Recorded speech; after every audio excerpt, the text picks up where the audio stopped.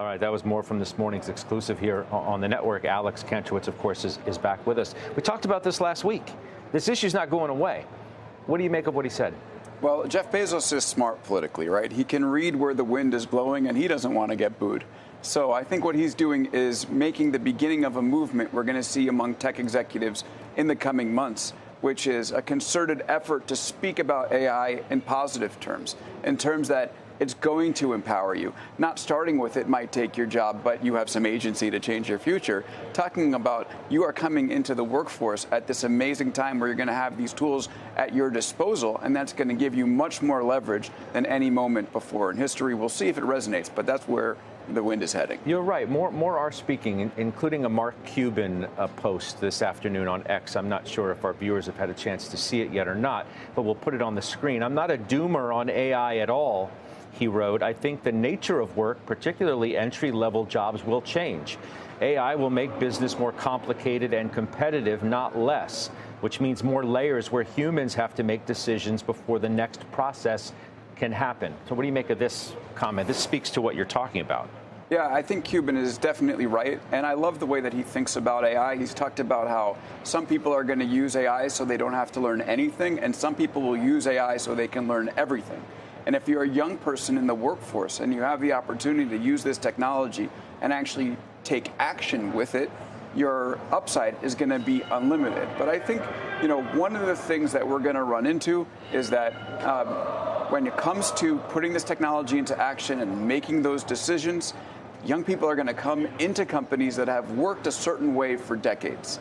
And they're going to need to have permission from their managers and from the people above them to actually go ahead and make use of this technology in the way Cuban believes. And I don't think it's going to be easy. I think the change management part of this is going to be the hardest part of the entire equation. Bezos went even further and suggested that these tremendous leaps in productivity that we're going to see are actually going to cause labor shortages, not excess, where you're going to have to, continue to cut all these jobs because AI is going to do all this work. That the pickup in productivity is actually going to lead to some people, dual income households, for example. He mentioned one person dropping out of the workforce. What do you make of that? I think Bezos could be right. And I think it's important to state that we're not really sure exactly where this is going to go. Bezos doesn't know. Dario doesn't know. Nobody that's made these predictions. And the thing about this technology is that typically with technology, cutting edge technology, we're used to the horizon going out further, right? Self-driving cars, supposed to be here next year for the past decade and a half. They're working, but it's still further until we see them everywhere. With AI, we're starting to see the horizon come in. Maybe one day AI can do your taxes for you. Now, Anthropic has Claude for small business, and I'm considering letting it do my taxes for me this upcoming year.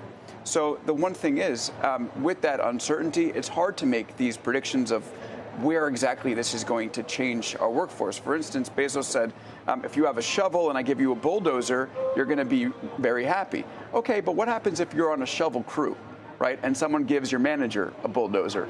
Then all of a sudden you might have the power to do something, but you won't have the permission or the employment to do it. So very complicated second order effects here that I don't think the tech industry is fully appreciating. We've talked about how hot politically this is going to obviously remain, which speaks to those within the AI universe and people who are close to it talking about less regulation, because you don't want to over-regulate something and then lose out in this global arms race because you've hindered the enrichment and the advancement of it, while at the same time understanding that the public may want more regulation because it's distrusting of the technology itself, that the Bezoses and the Cubans and whomever else speaks on it can do that as much as they want, and the American public is still distrusting that it's really not going to lead to the end of their job.